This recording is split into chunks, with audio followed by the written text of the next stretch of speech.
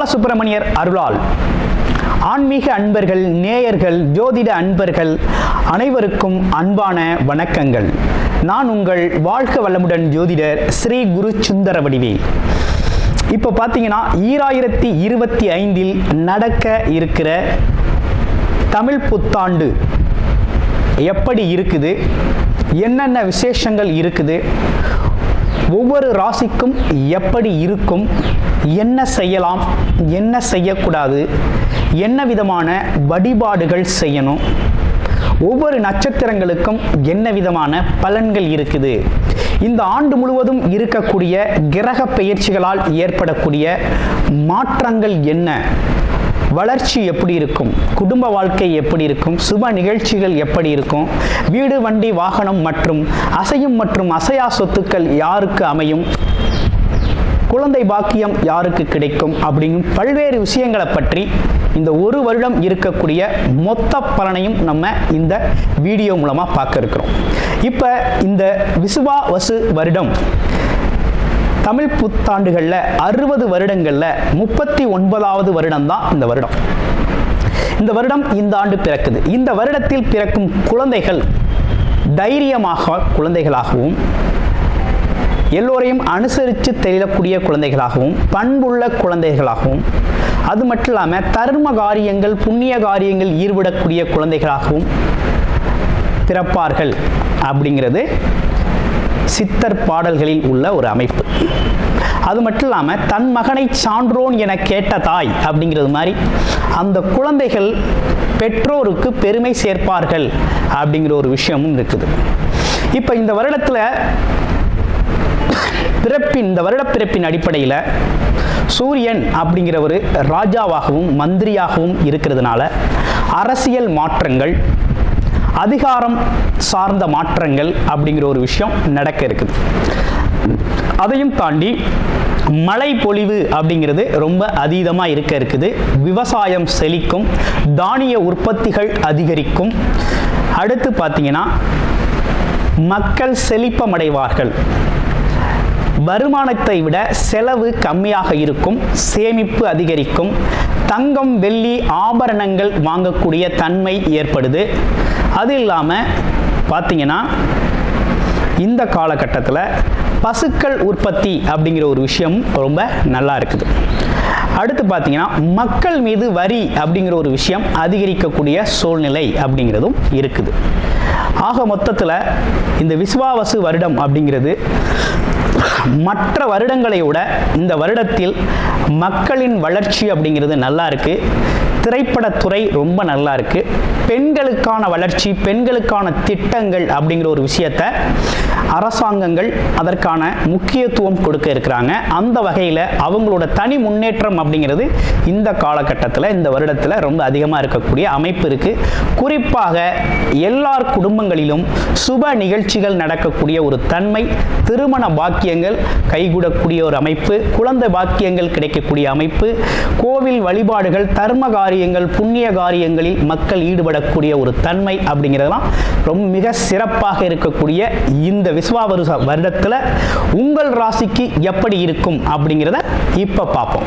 சித்திரை நட்சத்திரம் பல்வேறு விதமான அறிவு ஞானம் இருக்கக்கூடிய ஒரு அமைப்பு அப்படிங்கிறது இருந்தாலும், கேள்வி சம்பந்தப்பட்ட கேள்வி ஞானமும் பல்வேறு விதமான விஷயங்களை தெரிந்து வச்சிருந்தாலும், தன்னை நம்பி வந்தவங்களை காப்பாற்றக்கூடிய ஒரு தன்மையும், சிறு சிறு கோபம் வந்தாலும் அதே நேரத்தில் நல்லதொரு குணத்தை வெளிப்படுத்தக்கூடிய ஒரு தன்மை அப்படிங்கிறது ரொம்ப சிறப்புக்கூடிய அமைப்பு அப்படிங்கிறது சித்திரை நட்சத்திரத்துக்கே உண்டான ஒரு சிறப்பாக இருக்குது. இந்த வருடத்தில் பார்த்தீங்கன்னா உங்களுக்கு பல்வேறு விஷயங்கள் நடந்தேற இருக்குது. எடுக்கிற முயற்சிகள் அனைத்தும் லாபகரமாக அமையும். தொழிலில் நல்ல முன்னேற்றம் இருக்கும். வேலைகள் சிறப்பாக போகக்கூடிய ஒரு அமைப்பு. இது உங்களுக்கான டைம் அப்படின்னு சொல்லலாம். அந்த மாதிரி ஒரு நல்ல டைமாக இருக்குது. இந்த காலகட்டத்தில் வீடு, வண்டி, வாகனங்கள் சம்பந்தப்பட்ட விஷயங்களை கொஞ்சம் அதுக்கான விஷயங்களை நீங்கள் செஞ்சு கொள்ள முடியும். அதற்கான பொருளாதாரம் அப்படிங்கிற ஒரு விஷயம் அந்த காலகட்டத்தில் உங்களுக்கு வரக்கூடிய நல்ல அமைப்பு ஏற்பட்டிருக்கு. அதே நேரத்தில் உங்களை அனைவரும் மதிப்பார்கள், மதிக்கக்கூடிய ஒரு தன்மை அப்படிங்கிறதும் ஏற்பட்டிருக்கு. கிட்டத்தட்ட இந்த காலகட்டத்தில் எண்ணிய எண்ணங்கள் ஈடேறக்கூடிய வகையில் மதிப்பு மரியாதையோடு அனைத்து விஷயத்தையும் செய்யக்கூடிய ஒரு நல்ல வருடமாக இந்த வருடம் அப்படிங்கிறது வந்து குறிப்பாக குடும்ப உறுப்பினர்களோட தேவைகள் அனைத்தும் நிறைவேற்றும் விதமாக மன மகிழ்ச்சியான சுப நிகழ்ச்சிகள் நடக்கக்கூடிய ஒரு நல்ல வருடம் அப்படிங்கிறது அமைஞ்சிருக்கு.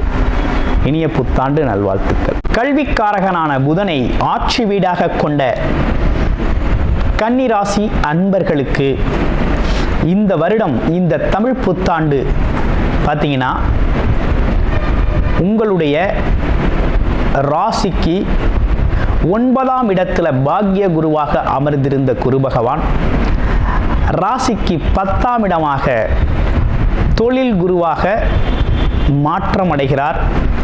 வருகின்ற மே மாதம் 14ஆம் தேதி. அதனைத் தொடர்ந்து ராகு பகவான், கேது பகவான் அப்படிங்கிறவங்க உங்களுடைய ராசியிலேயே இருந்த கேது பகவான் 12ஆம் இடத்திற்கும், உங்களுடைய ராசியிலிருந்து 7ஆம் இடத்தில் அமர்ந்திருந்த ராகு பகவான் பார்த்தீங்கன்னா 6ஆம் இடத்திற்கும் மே மாதம் 18ஆம் தேதி பெயர்ச்சி அடைகிறார்கள்.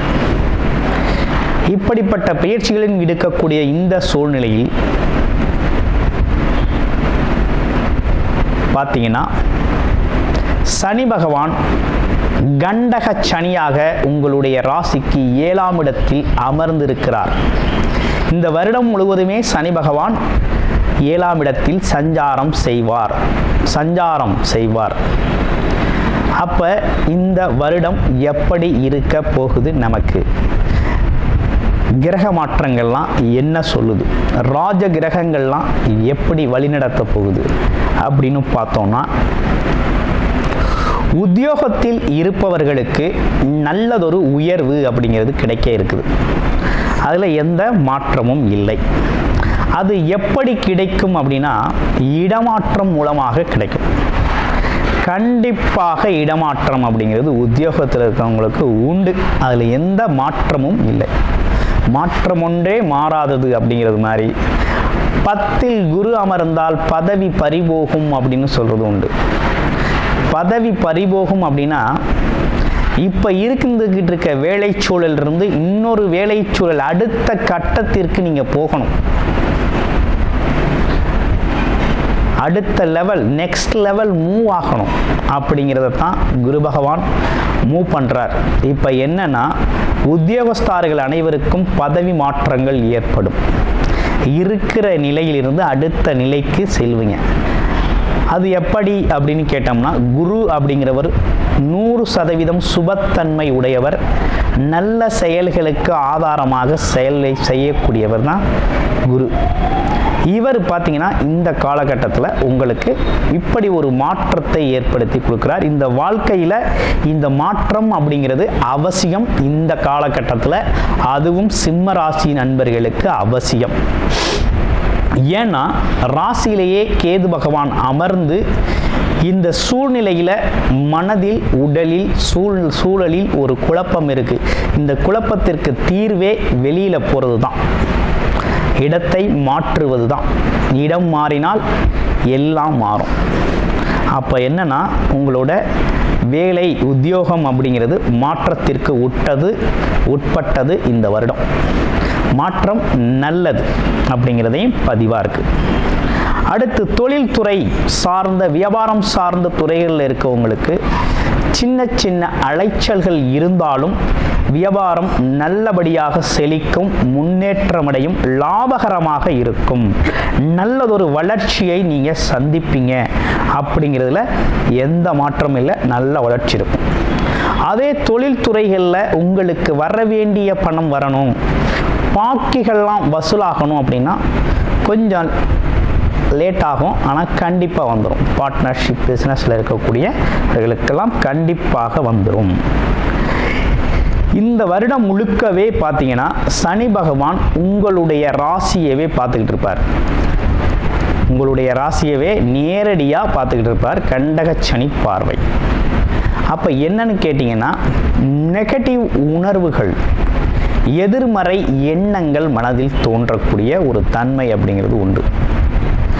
ரெண்டாவது விஷயம், திருஷ்டி அதிகமாக ஏற்படும். இதனால் காரிய தடைகள் ஏற்படக்கூடிய அமைப்பு அப்படிங்கிறது உண்டு. அப்போ என்னன்னா, இதிலிருந்து விடுபடணும்னா என்ன செய்யணும் அப்படின்னு பார்த்தோம்னா, தர்ம காரியங்களில் ஈடுபடணும். கோவில் சார்ந்த அமைப்புகளில் தன்னோட மனதை ஈடுபடுத்தும். பாசிட்டிவான உணர்வுகளை உருவாக்கிக்கணும். அப்போ ஆஞ்சநேயர் வழிபாடு, தைரியம், தன்னம்பிக்கை அப்படிங்கிற ஒரு விஷயத்தை அதிகப்படுத்திக்கணும். ஆஞ்சநேயர் வழிபாடு அப்படிங்கிறத தொடர்ச்சியாக செஞ்சுக்கிட்டு வரணும். அடுத்து, புதிய முயற்சிகள்லாம் கை கொடுக்குமா அப்படின்னா, கண்டிப்பாக இந்த காலகட்டத்தில் புதிய முயற்சிகள் கை கொடுக்கும். குடும்ப வாழ்க்கையில் மகிழ்ச்சி ஏற்படும், நல்ல வருமானம் வரும். புதிய முயற்சிகள் எப்படி கை கொடுக்கும்னா, ஒரு தடவைக்கு 2 தடவை முயற்சி பண்ணையில் மிகப்பெரிய லெவலில் வெற்றியே கொடுக்கும் அப்படிங்கிற மாதிரி ஒரு நல்ல அமைப்பு இருக்குது. அதே போல் கணவன் மனைவி இடையே கண்டக சனி அமைப்பு மூலமாக பார்த்தீங்கன்னா இந்த காலகட்டத்தில் கருத்து வேறுபாடுகள் ஏற்படும். ஆனால் பெரிய பிரச்சனைகள் ஒன்றும் வராது. அமைதி காத்து போவது நல்லது. குடும்ப சூழ்நிலைகள் பொறுமையாக இருக்கிறது ரொம்ப நல்லதுங்க, அதை பார்த்துக்கங்க. அடுத்து, குழந்தைகளுக்கு நிறைய நல்ல விஷயங்கள் நடக்க இருக்குது. நன்மைகள் நிறைய உண்டுங்க குழந்தைகளுக்கு, அதை பற்றி ஒன்றும் கவலைப்பட வேணாம், நன்மைகள் நிறைய நடக்கும். அடுத்து, நல்ல படிப்பாங்க, நல்ல மதிப்பெண் எடுப்பாங்க, நல்ல பெயர் வாங்குவாங்க அப்படிங்கிற சூழ்நிலையெல்லாம் ரொம்ப நல்லா இருக்குது.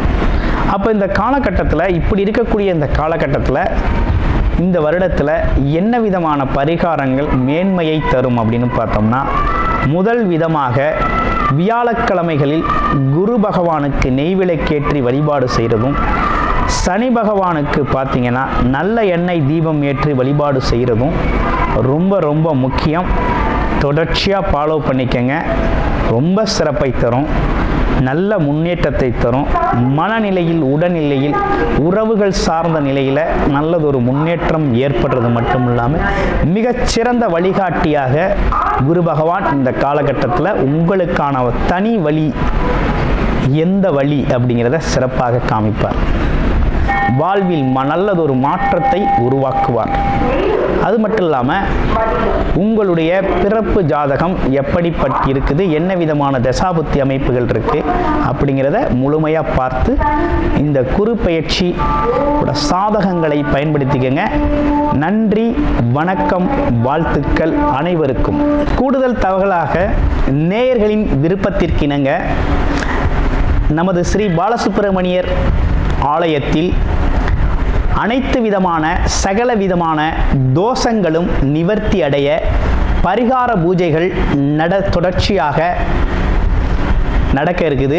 அது மட்டும் இல்லாமல் திருமண தடை, குழந்தையின்மை, தொழில் முன்னேற்றம், வேலை வாய்ப்பு கிடைத்தல், ராகுகேது தோஷங்கள் நிவர்த்தி அடைய, குலதெய்வ அருள் கிடைக்க, கடன் பிரச்சனை தீர, வாழ்வில் பணம், பொருள், செல்வாக்கு அதிகரிக்க, இப்படிப்பட்ட விஷயங்களுக்காக பல்வேறு விதமான சகல பிரச்சனைகளுக்கும் தீர்வு கிடைக்கும் வகையில் பரிகார பூஜைகள் நமது ஸ்ரீ பாலசுப்பிரமணியர் ஆலயத்தில் நேயர்களின் விருப்பத்தின் பேரில் தொடர்ச்சியாக நடக்க இருக்கு.